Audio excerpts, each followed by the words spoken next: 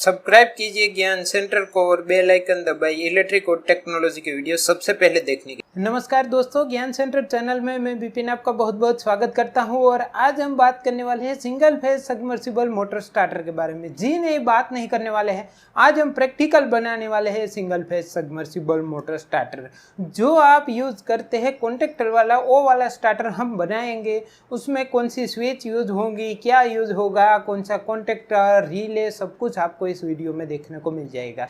आज हम क्यों बना रहे हैं, क्योंकि आप लोगों ने मेरे जो भी single phase submersible motor starter का वायरिंग डायग्राम हो या फिर कंट्रोल डायग्राम हो, उसमें बहुत सारे कमेंट किया कि आप प्रैक्टिकल वीडियो बना के दिखाइए कौन सा कनेक्शन कहाँ पे होता है, स्टार्टिंग कैपेसिटर का कनेक्शन कहाँ पे होता है, रनिंग कैपेसिटर का कहाँ पे होता है। और एक बात आप में से कुछ लोगों ने पूछा है कि स्टार्टिंग कैपेसिटर क्यों यूज होता है, जो रनिंग कैपेसिटर है उससे काम नहीं चल सकता। तो मैं यहाँ पे आपको एक बात बताना चाहता हूँ कि जब भी कोई भी इंडक्शन मोटर हो हम स्टार्ट करते हैं तो 5 to 6% ज़्यादा करंट ले लेती है स्टार्टिंग में। तो वो करंट इतना लेगी तो कैपेसिटर तो अपना वैल्यू इंक्रीज नहीं कर पाएगा। अगर 50 MFD का कैपेसिटर हो तो वो 60 MFD या 70 MFD नहीं हो जाएगा। जहाँ पे इंक्रीज होता है एम्पियर तो वहाँ पे कैपेसिटर का MFD नहीं इंक्रीज होता है। तो इसीलिए स्टार्टिंग करंट को कुछ हद तक कम करने के लिए और उसको झेलने के लिए हम वहाँ पे स्टार्टिंग कैपेसिटर यूज़ करते हैं। जैसे ही मोटर स्टार्ट हो गई उसके बाद रनिंग कैपेसिटर अपना काम कर लेता है। और जहाँ तक बात है कैपेसिटर क्यों यूज़ करते, तो एक फेज बनाने के लिए यानी कि फेज शिफ्टिंग के लिए हम लोग कैपेसिटर का यूज़ करते हैं। तो वो बात भी आप समझ लीजिएगा। तो चलिए प्रैक्टिकल वीडियो देखते हैं और फिर मुझे बताइएगा कमेंट करके वीडियो आपको कैसा लगा। तो यहाँ पे हमारे पास है एक मोटर स्टार्टर LNT वाला जो यूज़ करते हैं हम DOL में, वहीं उसके साथ साथ एक थर्मल ओवरलोड रिले जो अटैच किया हुआ है, एक MCB है 2 पोल की, यहाँ पे 10 एम्पियर की है। और उसके साथ साथ हमारे पास है एक स्टार्टिंग कैपेसिटर जो है कितने 120 से 150 MFD का स्टार्टिंग कैपेसिटर है हमारे पास। उसके साथ एक अटैच है रनिंग कैपेसिटर। जो रनिंग कैपेसिटर है वो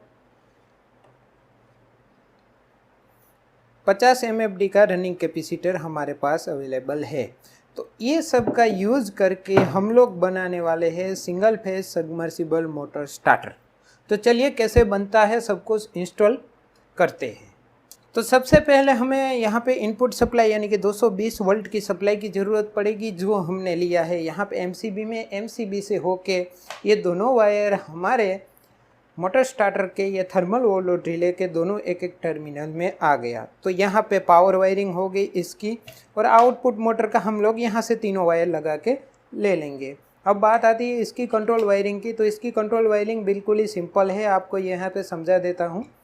देखिए ये वाला कॉमन सप्लाई हमने मैग्नेटिक कोयल के लिए लिया है। ये कहाँ से लिया, यहाँ से ये कॉमन सप्लाई यहाँ पे कोयल के मैग्नेटिक स्टार्टर की मैग्नेटिक कोयल में चला जाएगा यहाँ पे। तो मैं यहाँ पे इसको अटैच कर देता हूँ। तो हमने ये अटैच कर दिया। दूसरा वायर मैग्नेटिक कोयल का मैं बात करूँ तो यहाँ से आया है थर्मल ओवरलोड रिले के जो NC पुश बटन के दोनों टर्मिनल होते हैं, उसमें से ये वाले टर्मिनल से यहाँ से आया है और ये हमारे यहाँ तक चला गया, यानी कि कोयल को दोनों सप्लाई मिल गई। अब इसको सप्लाई कैसे मिलेगी वो भी आपको समझा देता हूँ। देखिए यहाँ से एक वायर जा रहा है, ये वाला वायर है ना, वो यहाँ पे जा रहा है NO पुश बटन की सप्लाई में।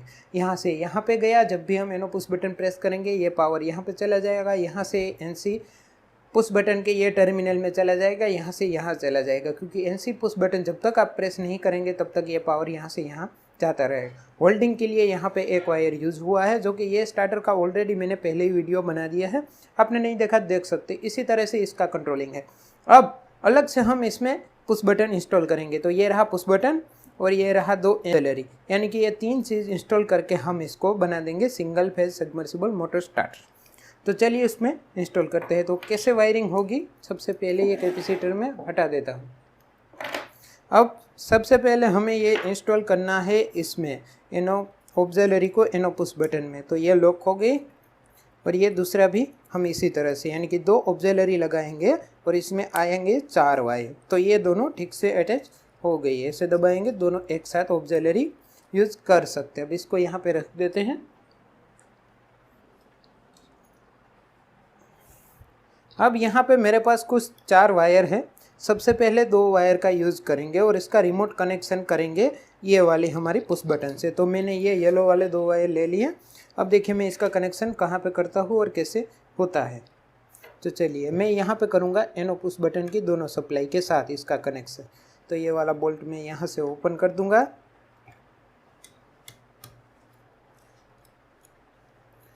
अब इसके साथ एक येलो वायर हम लोग यहाँ पे इंस्टॉल करेंगे।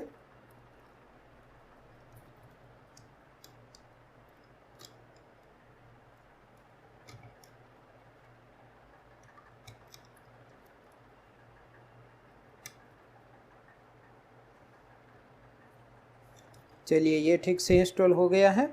अब ये दूसरा वाला भी येलो वायर यहाँ पे हम लोग यूज़ करेंगे।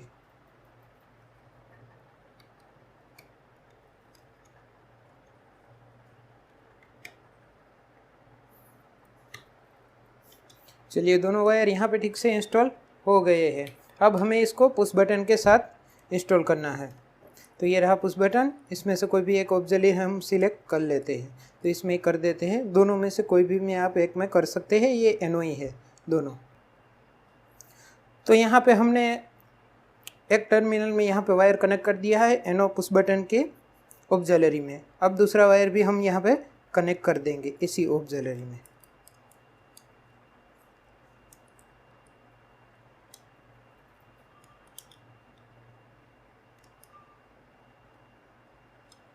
तो ये रहा हमारा दूसरा वायर भी अटैच हो गया। जब भी मैं ये बटन प्रेस करूँगा ये स्टार्टर यहाँ से ऑन हो जाएगा। मुझे ये वाला बटन दबाने की यहाँ पे कोई ज़रूरत नहीं है, यहाँ से ही ऑन कर सकता हूँ मैं। अभी भी हमारी एक ऑक्सिलरी खाली है। उसका क्या यूजेस है अभी आपको दिखाता हूँ। देखिए ये है स्टार्टिंग कैपेसिटर। अब एक ऑक्सिलरी में मैं यहाँ पे स्टार्टिंग कैपेसिटर का ये वाला वायर दे दूँगा जो खाली है ना हमारे पास उसमें। तो चलिए इसका भी वायरिंग कर देते हैं।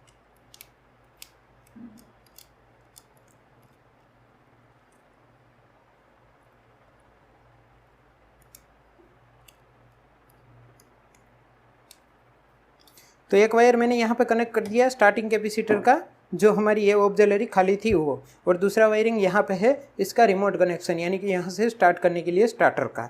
अब और एक टर्मिनल यहाँ पे खाली है, उसका कनेक्शन हमें करना है। तो चलिए हमारे पास वायर है तो हम इसका कनेक्शन भी कर देते हैं। कैसे करेंगे अभी आपको समझ में आ जाएगा। देखिए यहाँ पे हमने दोनों साइड सप्लाई दी है, ये बीच वाला टर्मिनल खाली है। तो यहाँ से हमारा कैपेसिटर का कनेक्शन हम लोग करेंगे। स्टार्टिंग कैपेसिटर और रनिंग कैपेसिटर दोनों का कनेक्शन यहाँ से होगा, क्योंकि यहाँ से कैपेसिटर से एक फेज बनेगा। फेज शिफ्टिंग हम लोग कैपेसिटर से करते हैं सिंगल फेज मोटर यूज़ करने के लिए, और यहाँ पे इसका कनेक्शन दे देते हैं। तो यहाँ पे मैं कनेक्ट करने की कोशिश कर रहा हूँ। ये रहा, ये मैंने बोल्ट ओपन कर दिया। अब है ये वाला हमारा रनिंग कैपेसिटर। ठीक है, रनिंग कैपेसिटर का एक वायर भी मुझे यहाँ पे देना है। तो मैं क्या करूँगा, ये दोनों वायर को आपस में जोड़ दूँगा। ये स्टार्टिंग कैपेसिटर का है ये वायर, और ये रनिंग कैपेसिटर हमारे साथ है। मगर ये डायरेक्ट स्टार्टिंग कैपेसिटर से नहीं आता, ये आता है यहाँ से, क्योंकि यहाँ पे मुझे ये कनेक्ट करना है। तो चलिए यहाँ पे हम इंस्टॉल कर देते हैं। तो ये रहा ये तीसरा वाला टर्मिनल जो हमारा खाली था, और यहाँ पे हम कनेक्शन कर रहे हैं।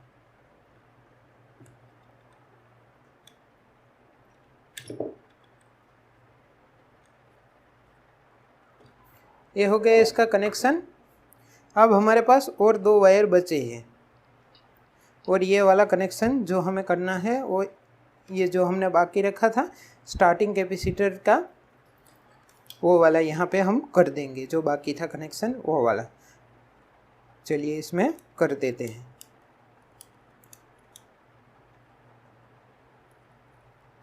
ये NO ऑक्सिलरी है दोनों पुश बटन की। NO ऑक्सिलरी के काम वही है, जब तक आप बटन प्रेस करेंगे तब तक यहाँ से सप्लाई यहाँ पे देती है।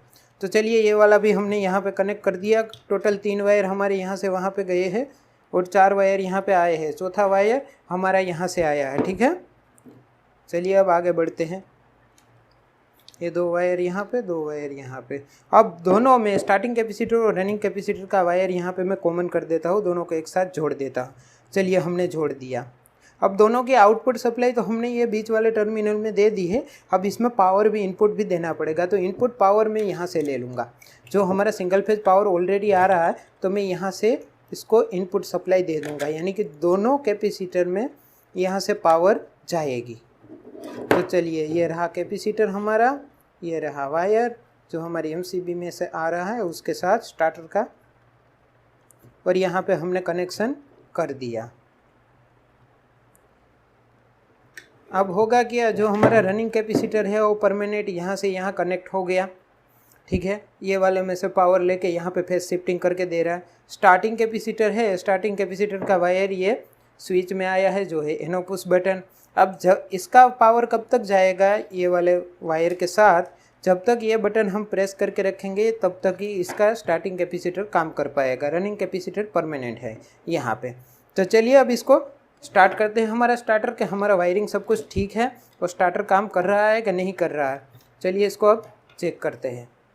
तो हमारे यहाँ तक पावर आ जाना चाहिए। मैंने यहाँ पे सप्लाई ऑन कर दी है और जी हाँ, यहाँ तक पावर आ रहा है जो नियॉन टेस्टर में आपको दिख रहा है, ये देखिए। अब मैं एमसीबी को ऑन करता हूँ।